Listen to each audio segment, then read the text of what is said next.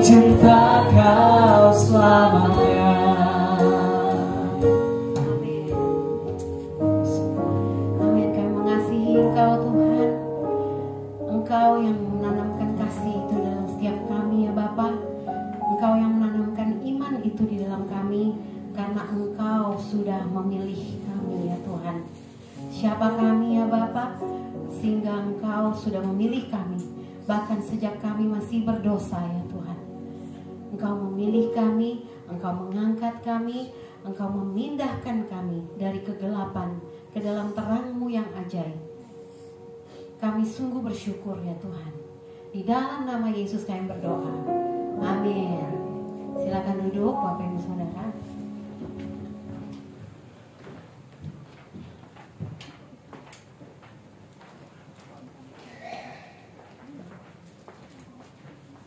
Udah ada yang batuk di depan. Beka. Cek. Cek. Cek. Cek.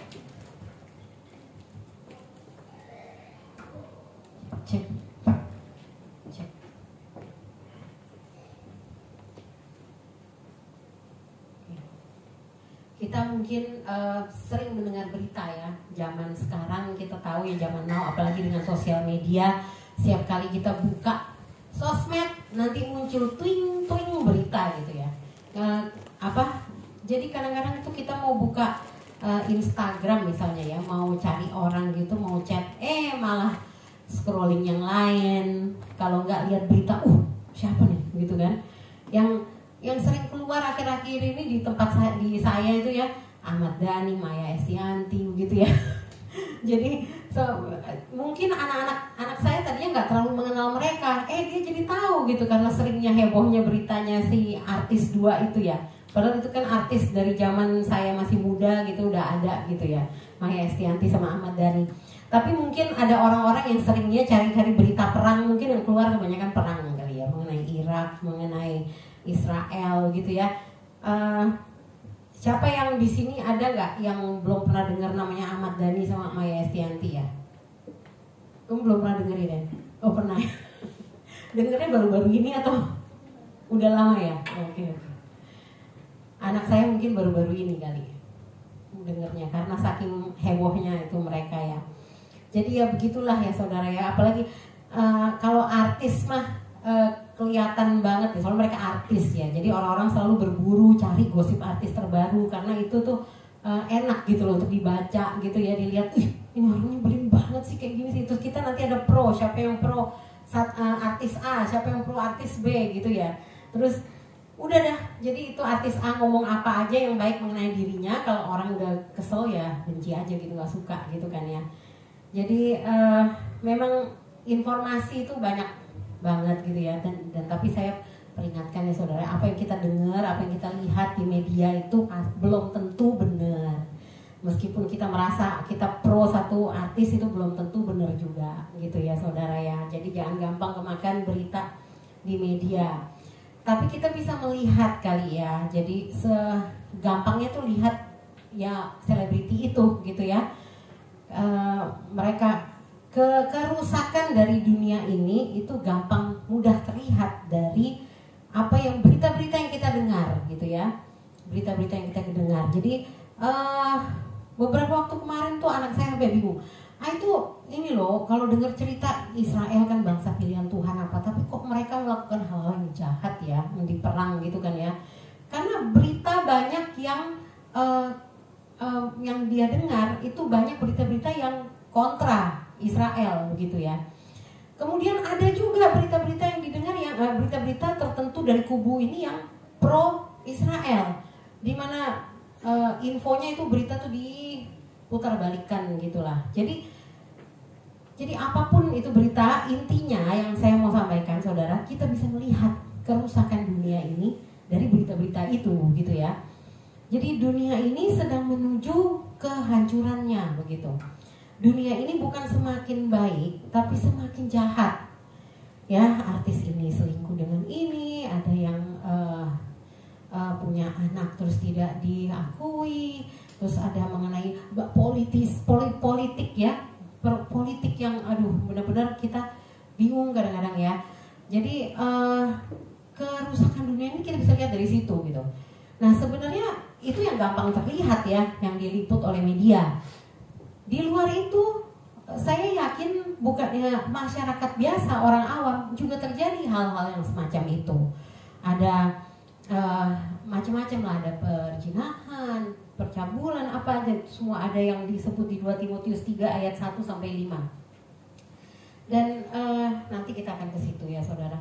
Jadi mungkin kalau orang awam nggak terlalu terekspos gitu, tapi artis, karena dia artis jadi orang mau tahu, terekspos. Ada orang paparazzi yang ngikutin gitu kan ya artis ya. Sebenarnya kasihan juga sih artis ya, jadi ngikutin mereka terus kemana-mana gitu.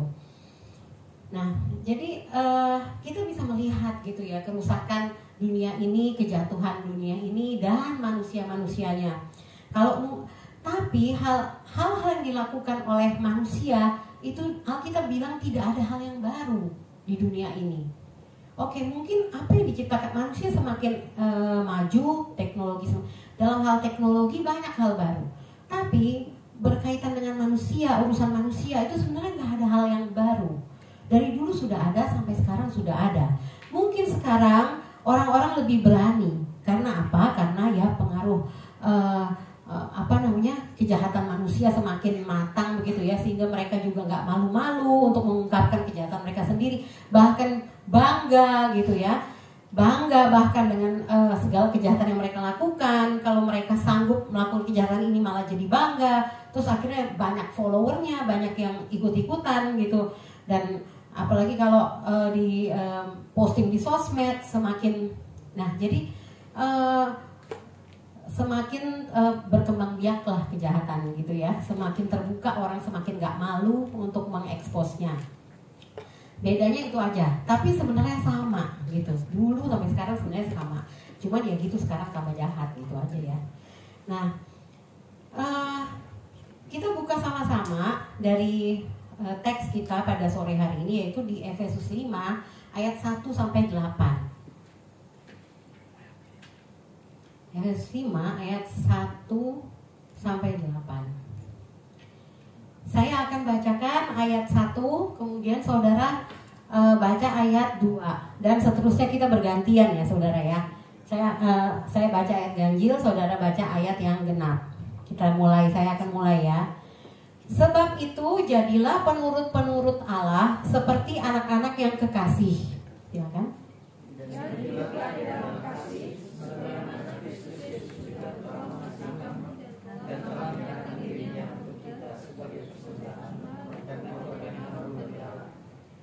Tetapi percabulan dan rupa-rupa kecemaran atau keserakahan disebut saja pun jangan di antara kamu, sebagaimana sepatutnya bagi orang-orang kudus.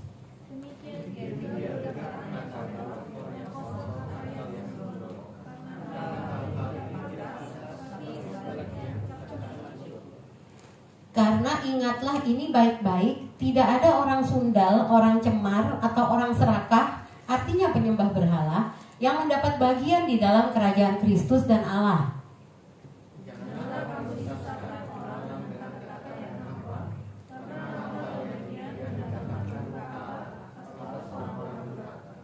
Sebab itu janganlah kamu berkawan dengan mereka.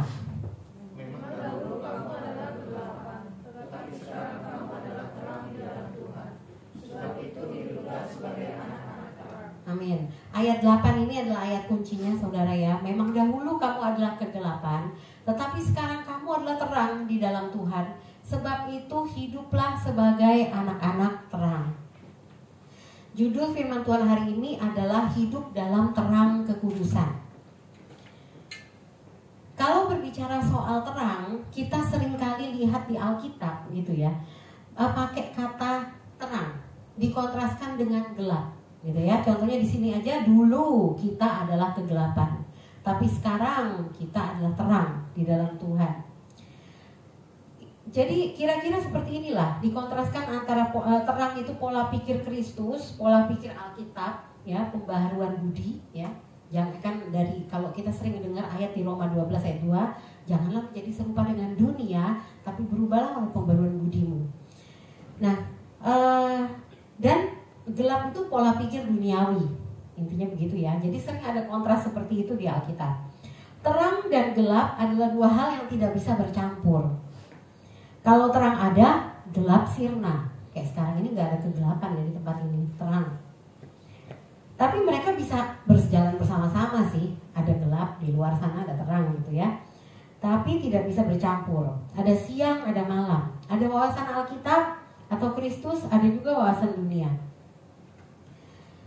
Kita bisa melihat seperti tadi ya, yang awalnya saya sampaikan bahwa dunia ini gelap moral dan rohani, saudara ya, dipenuhi dengan segala macam kegelapan moral dan rohani.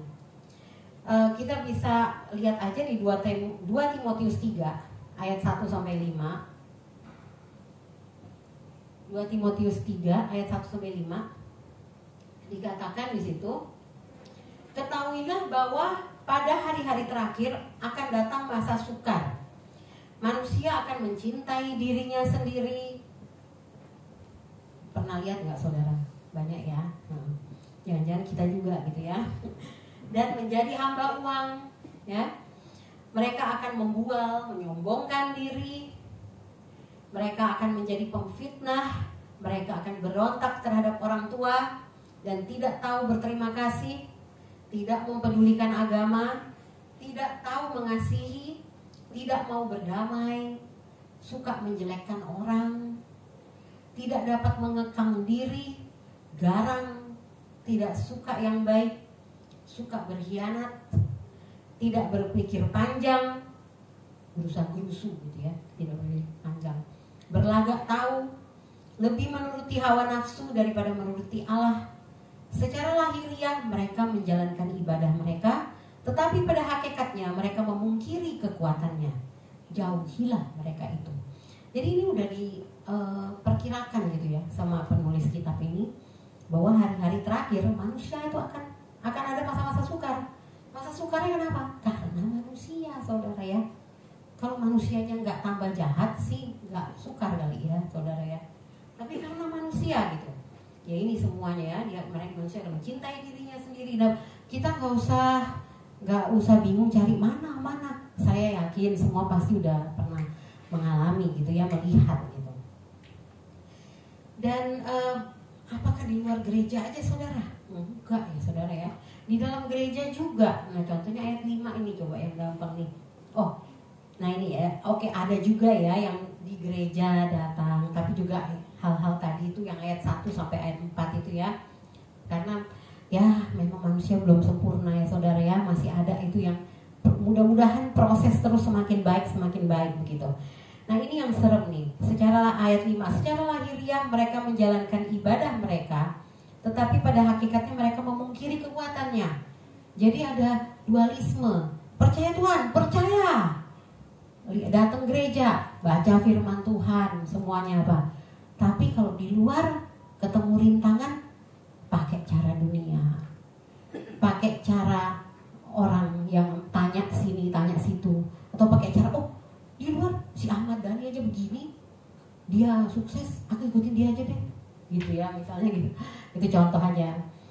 Nah jadi itu artinya kan dia ibadah sama Tuhan, tapi belum percaya penuh ya bahwa kebenaran Kristus itulah yang paling benar. Itu relevan gitu ya, dipakai di seluruh kehidupan kita gitu, berlaku untuk seluruh hidup kita. Jadi ada di gereja juga berarti saudara ya. Dan ngomong-ngomong mengenai terang ya saudara ya, terang itu adalah identitas warga kerajaan. Amin. Shalom warga kerajaan. Shalom. Oh berarti warga kerajaan ya. Gembala senior kita, Pendeta Timotius Arifin, yang setiap awal ibadah kita dengar pesan gembalanya, dia kan selalu panggil kita dengan sebutan warga kerajaan ya. Terang adalah identitas warga kerajaan. Matius 5 ayat 14 berkata, kamu adalah garam dunia.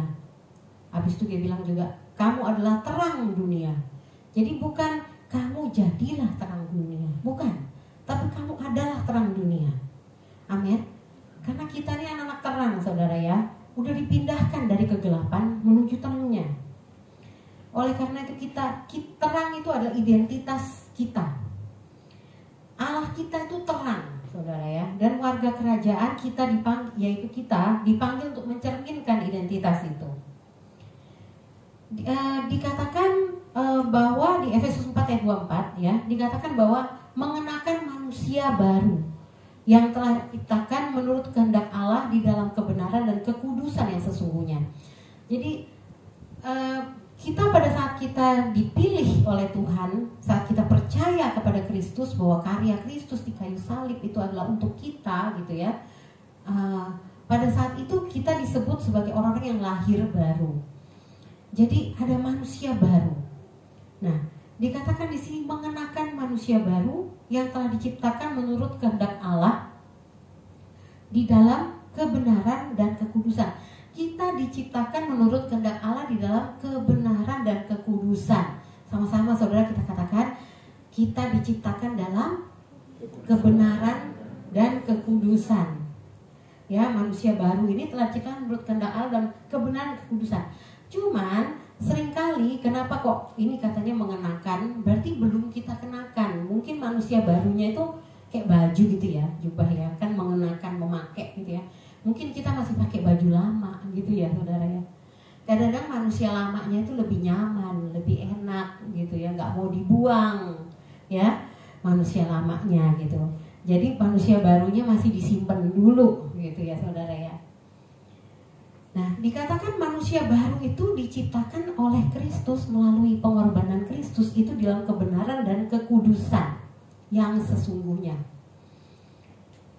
Kita udah dalam 2 minggu terakhir belajar mengenai kekudusan nih saudara ya.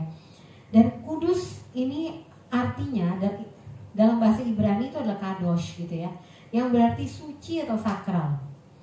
Kata ini menggambarkan sesuatu yang dipisahkan dari kebiasaan duniawi untuk tujuan khusus, yaitu Tuhan. Kekudusan berarti hidup yang disucikan, didedikasikan dan diarahkan sepenuhnya untuk kehendak Allah. Nah, jadi hidup dalam terang kekudusan sesuai judul dari khotbah hari ini ya, berarti menjauhkan diri dari dosa dan tidak hidup dalam gelapnya dunia. Ya, hidup atau tadi manusia baru itu hidup diciptakan menurut kehendak Allah dalam kebenaran dan kekudusan gitu. Kekudusan adalah hidup yang selaras dengan terang Allah tanpa campuran kegelapan. Nah, tapi kita tahu bahwa kekudusan itu seperti yang Pastor jelaskan ada 2 macam. Ada definitif, yaitu yang kita terima di definite gitu ya, yang kita terima pada saat kita percaya Kristus. Engkau sudah dibenarkan, engkau sudah dikuduskan, engkau sudah dimerdekakan gitu. Coba boleh sama-sama katakan ya, bahwa aku sudah dibenarkan, aku sudah dimerdekakan, aku sudah dikuduskan. Sama-sama coba katakan.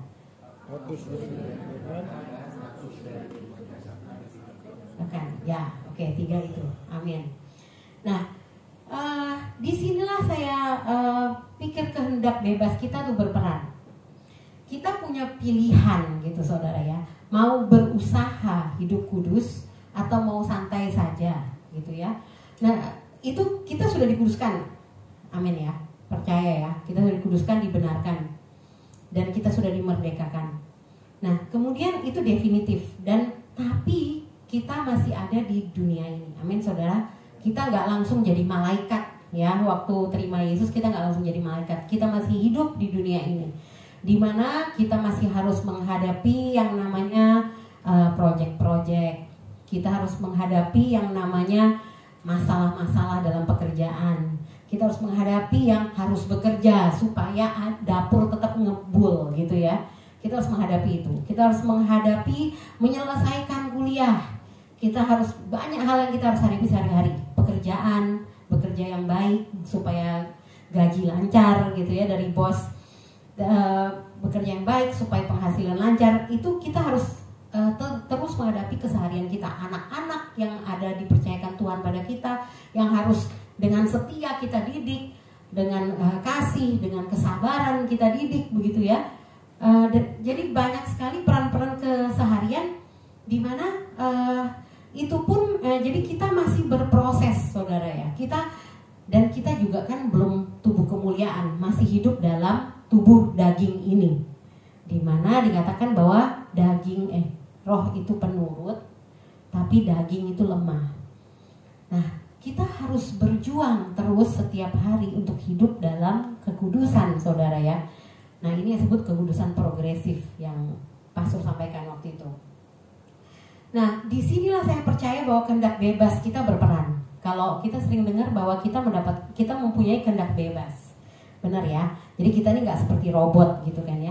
Disinilah kehendak bebas kita berperan. Kita punya pilihan mau berusaha untuk hidup kudus, mau melatih diri kita ya untuk kudus, semakin kudus, menyerupai Kristus, semakin menyerupai Kristus, atau kita mau santai aja menyikapi keselamatan yang sudah kita terima. Jadi ada dua pilihan gitu ya. Kita perlu, memang sebenarnya keselamatan itu udah pasti dan fix, saudara.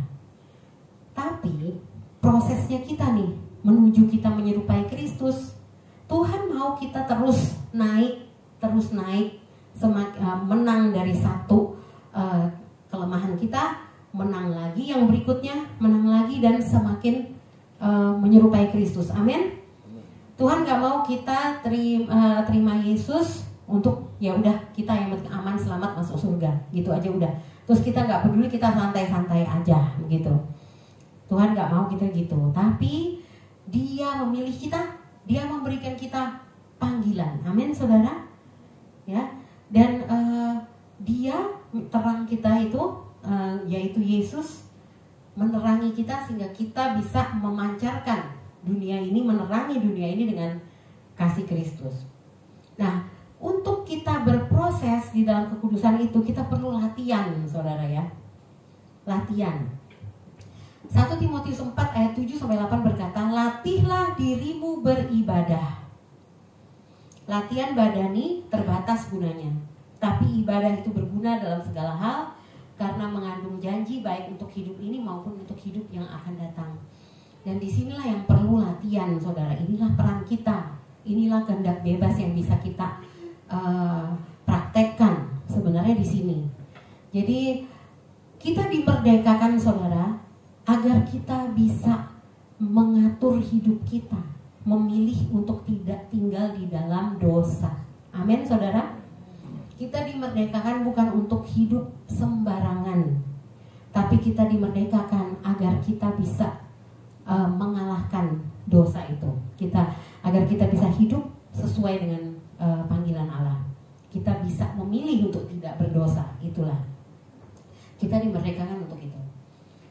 Dan jadi terang itu adalah identitas warga kerajaan Allah, saudara ya. Kita mau nggak mau, kita itu terang gitu, saudara ya. Udah terang gitu. 1 Yohanes 1 ayat 5-7 berkata, Allah adalah terang dan di dalam Dia sama sekali tidak ada kegelapan. Jika kita katakan bahwa kita beroleh persekutuan dengan Dia, namun kita hidup dalam kegelapan, kita berdusta. Kalau kita masih hidup dalam kegelapan, masih pakai manusia lama, ya nggak mau dipakai manusia barunya, itu sama aja kita berdusta. Kita nggak bakal progres, saudara ya. Akhirnya hidup kita sebagai orang Kristen, kalau kita nggak bertobat ya saudara, hidup kita sebagai orang Kristen cukup lewat aja di dunia ini, ya. Jadi padahal Tuhan sudah panggil kita seperti orang talenta ya. Tuhan kasih talenta. Ada yang Tuhan kasih talenta 10, ada yang Tuhan kasih talenta 5 ya. Ada yang Tuhan kasih talenta 2, kalau nggak salah ya. 1, 5, 2, 1 ya. Ya udah gitu ya. Nah terus yang dapat talenta 5 kayaknya dia menjalankan berbuah 2 kali lipat. Yang dapat talenta 2 juga dia kerjakan dan dia dapat hasil. Tapi dapat 1 dia simpan gitu. Akhirnya dia dihukum sama sama Tuhan gitu ya. Dihukum sama raja itu karena tidak ngerjain apa-apa gitu. Dan hidup dalam terang artinya memiliki, nah ini jadi saya sampaikan bahwa terang adalah identitas warga kerajaan. Jadi itu adalah identitas kita Kita perlu untuk hidup di dalam terang, dan hidup dalam terang itu artinya apa? Dalam kekudusan, kebenaran, gitu ya. Nah, gimana gitu ya untuk kita bisa hidup dalam terang kekudusan? Yang pertama, bangkit, saudara. Dimanapun posisi kita saat ini, kalau saat ini firman Tuhan berbicara kepadamu, pakai kesempatan itu untuk bangkit. Amin, saudara. Yesaya 60 ayat 1-3 berkata, bangkitlah, menjadi teranglah, sebab terangmu datang. Bangkit berarti bergerak dari posisi yang rendah menuju tingkat yang lebih tinggi, saudara ya. Meninggalkan kegagalan dan membangun hidup baru dalam terang Allah. Dimanapun posisi kita saat ini, kita perlu bangkit. Amin, saudara. Bukan sekali ini saja, tapi bangkit dan bangkit lagi. Hidup di dunia ini, siapa yang gak pernah ada masalah? Boleh tahu? Gak ada ya. Semua di masalah kayaknya gak usah dicari juga ada ya. Seperti kemarin, saya sempat ikut retreat kemarin, dan dikatakan kita udah ngomong baik-baik sama orang, ada pembicara yang begitu. Kita gak usah cari-cari masalah sama orang, konflik itu gak usah dicari-cari. Kita udah ngomong baik, tapi kalau orang itu gagal paham atau salah paham, dia bisa tersinggung gitu. Jadi, tersinggung akhirnya heboh, berantem, pisah gereja, misalnya gitu ya. Nah, jadi yang pertama, bagaimana kita bisa hidup dalam terang kekudusan adalah bangkit dimanapun posisi kita.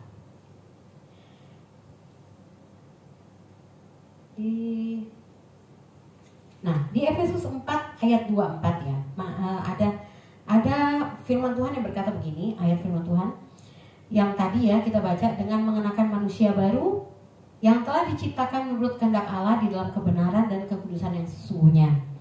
Lanjut ya, saya bacain aja. Karena itu buanglah dusta dan berkatalah benar seorang kepada yang lain. Itu proses bangkit, saudara ya. Saya ini lihat ini sebagai aplikasi proses bangkit itu. Stop dosanya, lakukan hal yang beda gitu ya. Bangkit dan lakukan hal yang beda. Kalau kita mau berubah nih, kita mau semakin dekat dengan Tuhan, semakin mengenal kehendak Tuhan, perlu ada action. Amin, saudara. Jangan seperti kita, jangan kita ini seperti tanah yang bersemak-semak duri atau apa tuh. Yang katanya ketika penabur menaburkan benih firman, begitu kita keluar dari gereja, kena masalah dikit atau kena omongan dikit, lupa deh semuanya gitu. Firmannya hilang benihnya, atau dimakan burung benih firmannya. Jadi nggak dilakukan gitu ya. Nah ini contohnya. Karena itu buanglah dusta dan berkata benar. Seseorang yang suka berdusta sekarang berkata benar kepada yang lain, karena kita adalah sesama anggota. Efesus 4 ayat 26. Apabila kamu menjadi marah, jangan kamu berbuat dosa. Janganlah matahari terbenam sebelum padam amarahmu. Kemudian ayat 28. Orang yang mencuri, janganlah mencuri lagi, tetapi baiklah ia bekerja keras dan melakukan pekerjaan yang baik dengan tangannya sendiri, supaya alih-alih mencuri, dia dapat membagikan sesuatu kepada orang yang berkekurangan. Ini saya rasa contoh-contoh aplikasi ya dari firman Tuhan langsung mengenai bangkit itu. Kita bangkit. Kemudian ayat 29, janganlah ada perkataan kotor keluar dari mulutmu, tetapi diganti dengan perkataan yang baik untuk membangun di mana perlu, supaya mereka yang mendengarnya beroleh kasih karunia. Ayat 30 itu mengenai Roh Kudus. Nah, ayat 31, segala kepahitan, kegeraman, kemarahan, pertikaian dan fitnah dibuang dari antara kamu. Stop. Demikian pula segala kejahatan. Diganti dengan keramahan seorang terhadap yang lain, penuh kasih mesra dan saling mengampuni sebagaimana Allah di dalam Kristus telah mengampuni kamu. Jadi pertama-tama yang kita harus lakukan ya, karena saya percaya kita semua di sini cinta sama Kristus, amin, cinta sama Tuhan dan mau melakukan segala perintahnya, segala apa yang Dia mau. Karena sebenarnya hanya saat kita hidup sesuai dengan firman Tuhan, di situ kita memperoleh kebahagiaan sejati, amin, saudara. Dan di situ kita benar-benar bisa menjadi berkat bagi orang-orang lain sekitar kita. Jadi bangkitlah, menjadi teranglah. Dimanapun posisi kita saat ini, kita perlu bangkit. Bukan sekali bangkit terus selesai ya saudara. Sekali bangkit, misalnya kita udah menang satu hal, nanti ada lagi yang Tuhan tunjukin gitu. Dimana kita harus, aduh terpuruk lagi, aduh Tuhan susah banget hidup ini, kayaknya aku nggak bisa lanjut ini, nggak bisa, terlalu berat, aku mau nyerah aja gitu ya. Tapi saat kita memutuskan untuk mengikuti firman Tuhan, ya, untuk mengikuti firman Tuhan, saya percaya nanti ada kemenangan di situ. Amin, saudara. Jadi perlu action, nggak cukup cuman kita mengerti. Jangan seperti mana tuh? Ada ayatnya tadi saya baca di, nanti aja deh. Jadi mereka tuh mau belajar, ada orang-orang yang mau belajar, tapi mereka nggak mudeng-mudeng gitu, ada tuh di firman Tuhan di Efesus salah satu. Orangnya itu suka belajar. Kalau ada seminar ini ikut, retret ini ikut, tapi nggak mudeng-mudeng. Karena apa? Karena tidak meninggalkan itu yang lama, karena tidak masih nyaman di dosa-dosa lama. Nggak mau, kalau firman Tuhan ngomong kamu harus bertobat di sini, nggak diikutin, nggak mau action gitu saudara ya. Hal-hal kecil saudara, kita bisa latihan hal-hal kecil, apapun itu.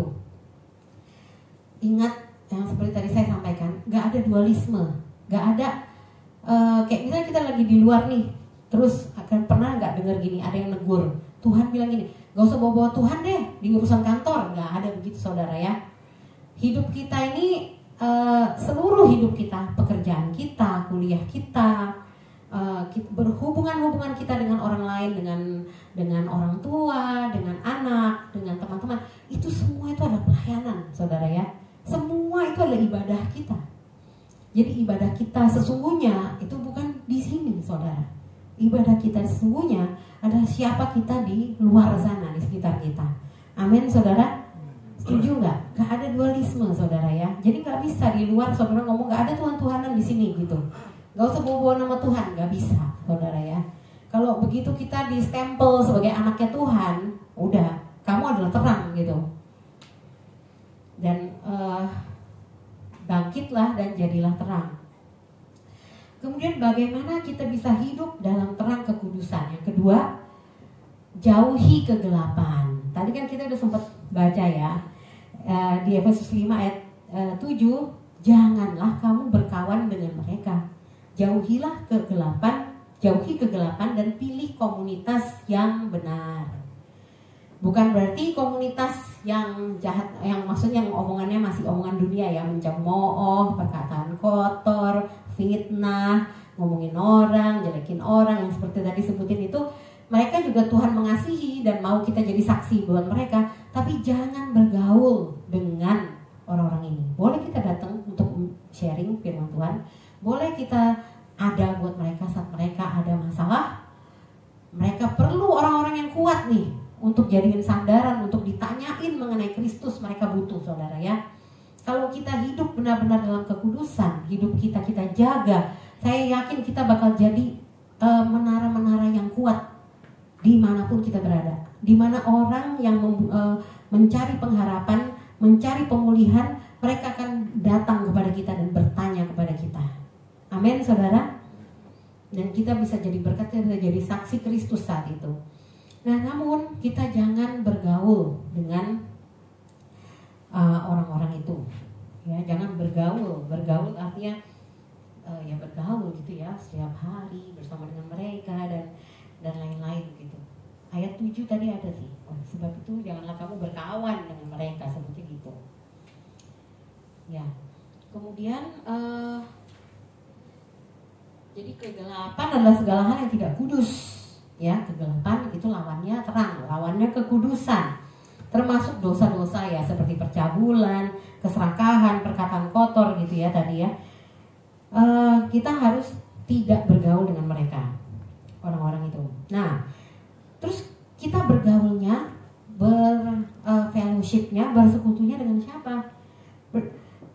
Ibrani 10 ayat 25 berkata, boleh dipasang ya, Ibrani 10 ayat 25. Janganlah kita menjauhkan diri dari pertemuan-pertemuan ibadah kita, seperti dibiasakan oleh beberapa orang. Tetapi marilah kita saling menasihati dan semakin giat melakukannya menjelang hari Tuhan yang mendekat. Tapi Tuhan, orang gereja itu kadang-kadang lebih jahat daripada orang di luar. Aku males ngumpul-ngumpul sama orang gereja. Mungkin ada yang ngomong gitu ya. Nah, jangan jadi alasan kamu yang nggak mau ikutin firman Tuhan, terus kamu pakai alasan itu gitu ya. Jangan jadi kita kalau firman Tuhan kan banyak mengajarkan. Hukum terutama orang-orang yang percaya Kristus. Ini Kristus yang sampein ya. Hukum utama tuh ada 2 aja udah. Nggak banyak hukum. Kita gampang jadi orang Kristen ya saudara ya. Cukup lakukan 2 hukum ini ya. Hukum yang pertama, kasihilah Tuhan Allahmu dengan segenap hatimu, segenap jiwamu, segenap kekuatanmu, segenap semuanya kita harus kasih Tuhan. Gak ada yang lain, cuma Tuhan yang kita kasih yang pertama. Yang kedua, kasihilah sesamamu manusia seperti engkau mengasihi dirimu sendiri. Jadi 2 itu saudara, jadi itu penting. Hubungan dengan Tuhan penting, hubungan dengan manusia juga penting. Dan salah satu ibadah adalah ya ini, menguduskan hari Sabat. Datang ke gereja, bersekutu dengan saudara-saudara kita dalam Kristus. Jangan jauhkan diri dari pertemuan-pertemuan ibadah. Ini Tuhan yang suruh saudara ya. Aku gak deket sama mereka. Misalnya saudara bilang gitu. Justru itu saudara mau taat gak sama firman Tuhan? Katanya kan ada peribahasa bilang tak kenal maka tak sayang. Ya kalau kita nggak ada usaha untuk bergaul dengan teman-teman orang-orang gereja gitu ya, kita nggak ada usaha untuk bergaul, mengenal, ya nggak bakal sayang saudara ya. Dan justru inilah tempat kita latihan saudara. Mungkin di sini dia sesama orang Kristen, aku nggak usah terlalu aku apa adanya aja lah. Ya udah, mungkin di sini kelihatan yang jelek-jeleknya ya saudara ya.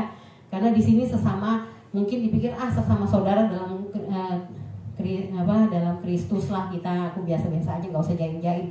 Dan langsung kelihatan jeleknya semua. Akhirnya orang Kristen, orang gereja kayak gini gitu ya. Tapi justru di situ kita latihan saudara ya. Manusia menajamkan manusia, salah. Apa itu? Besi menajamkan besi, manusia menajamkan sesamanya. Jadi semakin giat melakukannya. Amin saudara. Bukan cuma gereja saudara, ada komsel juga ya. Komsel nanti diumumin saudara ya di grup. Kemudian yang ketiga, bagaimana kita hidup sebagai bagaimana kita hidup di dalam terang kekudusan. Yang ketiga, jadikan tubuh kita sebagai persembahan yang kudus. Tubuh kita ini adalah bait Allah, dan mempersembahkannya kepada Tuhan, itulah ibadah yang sejati saudara ya. Jadi kalau berbagai macam bentuk ibadah ya, pekerjaan kita adalah ibadah, pelayanan kita ibadah. Nah sekarang ibadah yang sejati adalah mempersembahkan tubuh kita sebagai persembahan yang kudus. Roma 12 ayat 1 berkata, boleh dipasang Roma 12:1.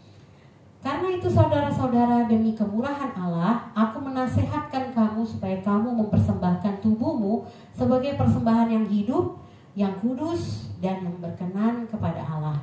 Itu adalah ibadahmu yang sejati. Nah, kita ini manusia itu pasti mencari sosok yang disembah, gitu ya saudara. Itu udah fenomena umum manusia.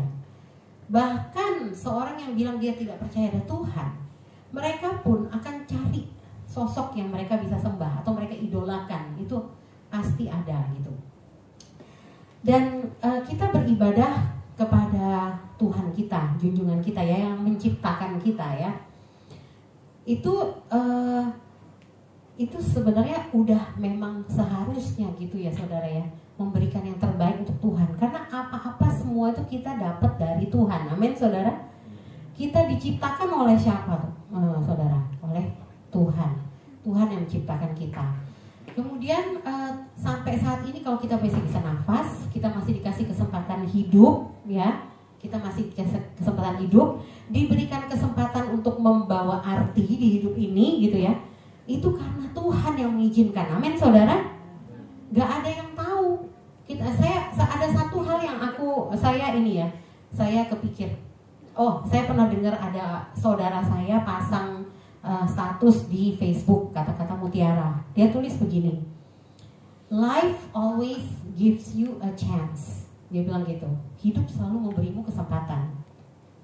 It's called tomorrow, katanya. Hidup selalu memberikan kamu kesempatan, namanya besok. Besok hari itu kesempatan, katanya gitu. Tapi kita tahu, firman Tuhan pun berkata bahwa hidup manusia itu seperti rumput, yang mungkin sekarang ada, besok gak ada. Kita gak tahu apa yang akan terjadi di depan kita. Kadang-kadang kita kaget, baru ketemu orang ini, malam ini dia udah meninggal. Sering gitu gak? Atau besok, baru ketemu dia kemarin, hari ini dia meninggal, kayaknya gak apa-apa kemarin. Nah sering ya itu terjadi ya, hal-hal seperti itu. Pastor baru ngobrol sama salah satu pilot. Waktu itu saya masih ingat banget, tutup telepon, pilotnya sebelum terbang telepon sama pastor. Pastor, ini kita mau terbang nih, gini-gini ya, udah, oke, ini ya, udah ngobrol tutup. 5 menit kemudian ada berita pesawatnya syuting dan meninggal. Jadi kita nggak pernah tahu apa yang akan terjadi benar ya. Jadi peribahasa itu sebenarnya nggak tepat juga gitu ya. Yang memberikan kita kesempatan baru itu Tuhan. Amin saudara. Bukan hidup ini. Hidup ini kita, dunia ini apalagi yang begitu jahat gitu. Jadi selama kita hidup, ya inilah ibadah kita yang sejati, yaitu mempersembahkan tubuh kita sebagai persembahan yang hidup, yang kudus, dan yang berkenan kepada Allah. Saudara tahulah ya, gimana untuk menjaga kekudusan, dan itu lagi-lagi adalah bagian kita, saudara ya. Bagian kita harus kerjakan gitu. Dan minta kekuatan Tuhan tentunya saudara ya. Kalau saudara masih jatuh bangun, gak apa-apa saudara. Jangan putus asa. Selama kamu masih hidup, artinya Tuhan masih kasih kita kesempatan. Amin. Tapi ya itu saudara, kita gak pernah tahu kapan waktunya, kapan tiba-tiba Tuhan ambil. Kita gak pernah tahu. Kalau kita terus main-main sama kesempatan yang Tuhan berikan sama kita, ya udah siap-siap aja saudara ya. Siap-siap untuk kemungkinan terburuk gitu ya. Tuhan udah gak kasih kesempatan lagi. Akhirnya kita gagal deh di dunia ini. Semakin serupa dengan Kristus lagi gitu. Nah jadi atau gini aja, saya balik deh, jangan ngomong gitu. Supaya hidup kita lebih berarti, kayak lagu itu, hidup ini adalah kesempatan gitu kan ya. Hidup ini hanya untuk melayani Tuhan. Nah intinya gitu deh saudara ya. Kesempatan tuh ada, Tuhan kasih second chance. Tapi kalau Tuhan lihat, waduh ini anak udah gak berubah-berubah lah, udah ambil aja daripada dia tambah bikin banyak dosa di dunia ini gitu. Intinya kira kurang lebih seperti itulah kasarannya gitu ya saudara ya. Nah kemudian tidak tahukah kamu di 1 Korintus 3 ayat 16-17 berkata, tidak tahukah kamu bahwa kamu adalah bait Allah dan bahwa Roh Allah diam di dalam kamu. Nah kita ini adalah bait Allah. Amin saudara ya, tempat tinggalnya Roh Kudus. Pada saat kita percaya kepada Tuhan, Tuhan menaruh Rohnya, Roh Allah di dalam kita.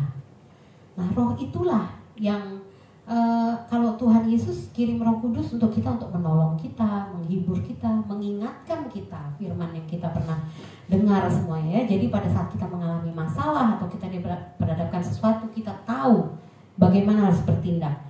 Nah kemudian dan di dalam kita ada Roh Allah. Oleh karena itu kita disebut sebagai bait Allah. Jadi kapan saudara kita mau ambil keputusan untuk hidup kudus?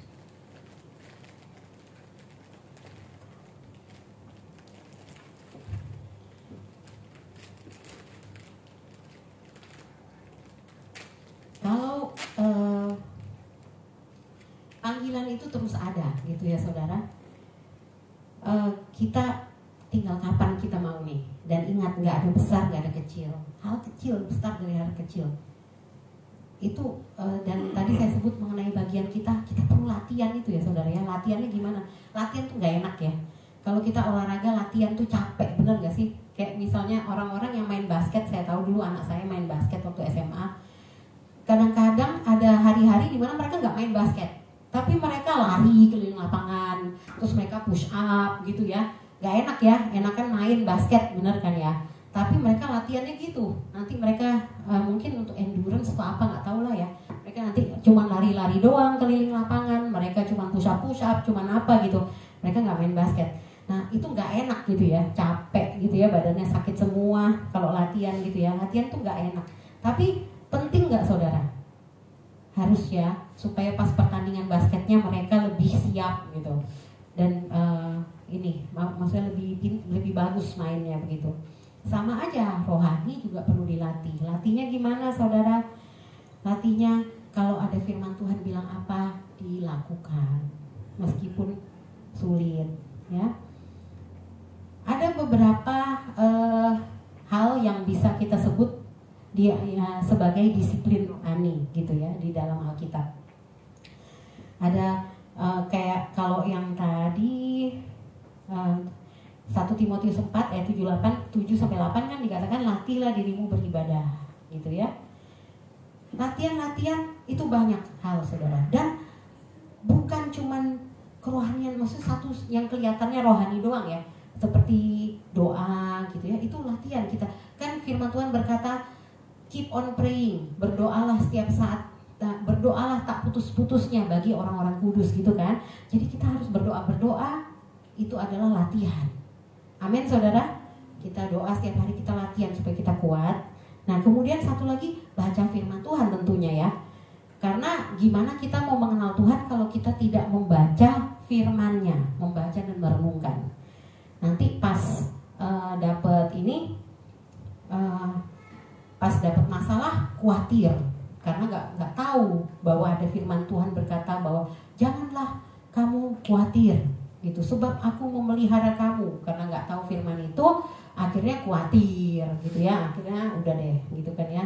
Terus kemudian latihan lagi yang saya dapati ya sama ini, latihan ibadah itu ada berdoa, baca firman Tuhan yang pasti ya, hubungan pribadi dengan Tuhan gitu ya, yang rutin yang harus dilakukan, di mana itu perlu kadang-kadang itu kita maksa diri gitu ya.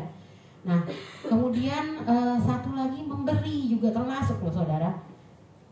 Memberi itu salah satu disiplin rohani juga, seperti perpuluhan gitu ya, kemudian memberi persembahan gitu.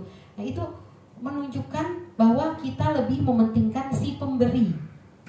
Kita mementingkan si pemberi, bukan mementingkan yang diberi.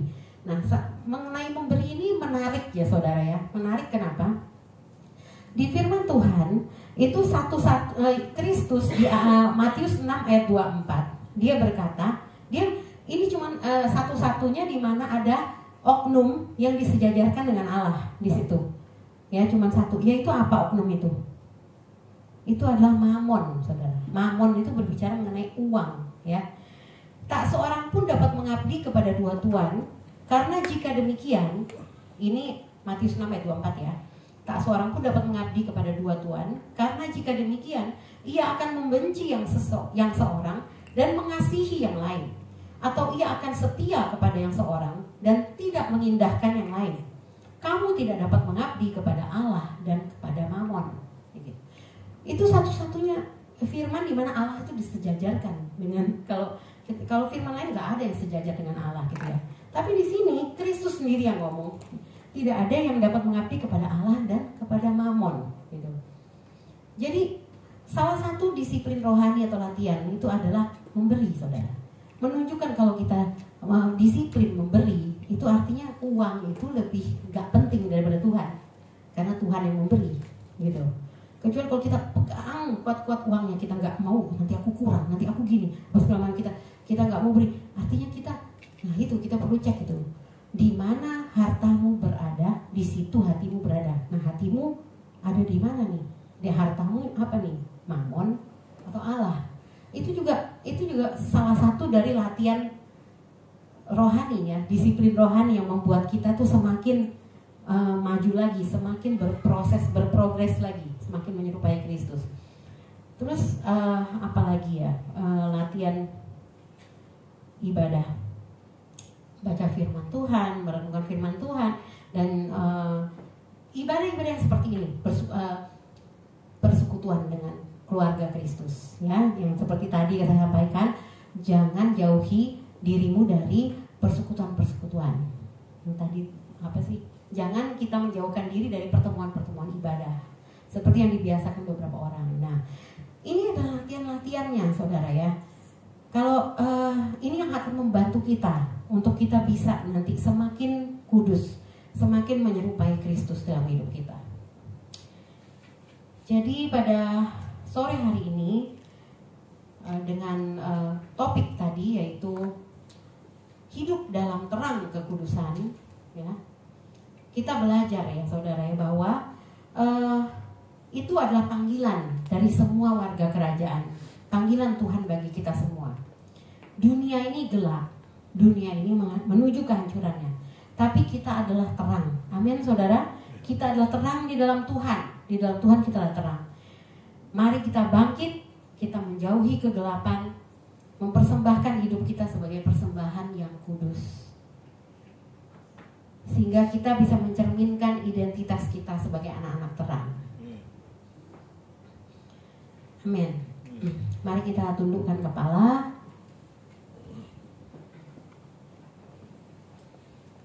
Saya mau saat ini kita berdoa masing-masing ya, dan berdoa tanya kepada Tuhan. Kalau Tuhan belum menyingkapkan apa langkah yang saya harus lakukan, apa hal-hal kelemahan dan dosa yang harus saya hentikan dan saya harus ganti dengan kehendak Tuhan. Saya harus ganti dengan perintah Tuhan yang Tuhan suruh saya lakukan. Mari kita pikirkan dan kita doakan saudara.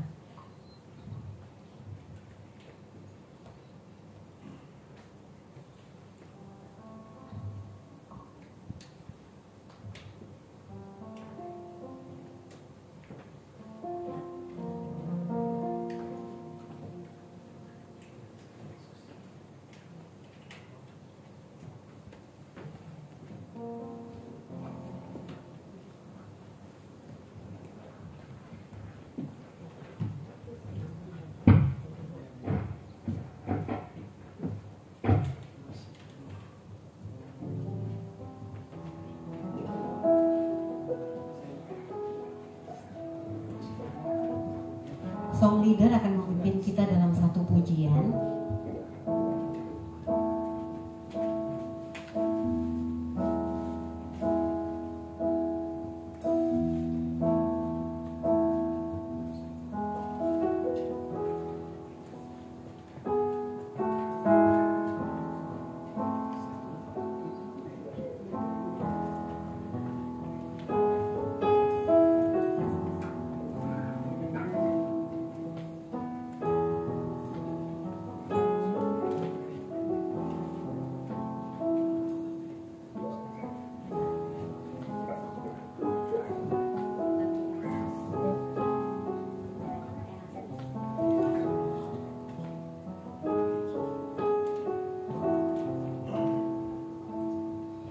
Sekali Yesus,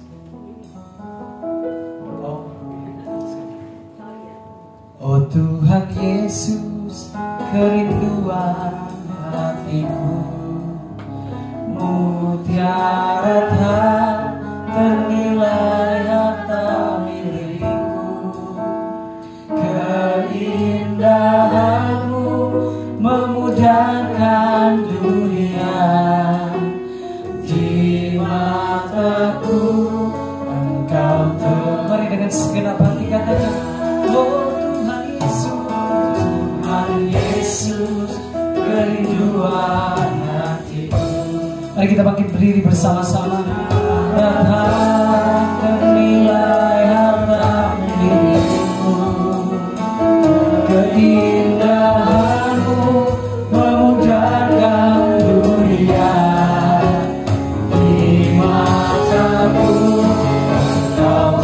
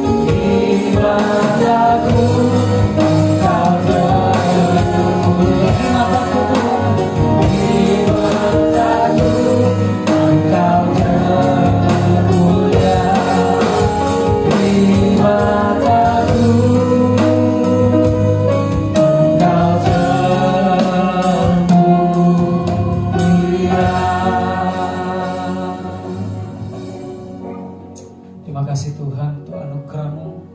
Benar Tuhan, kalau kami hari ini ada, kami boleh mengucapkan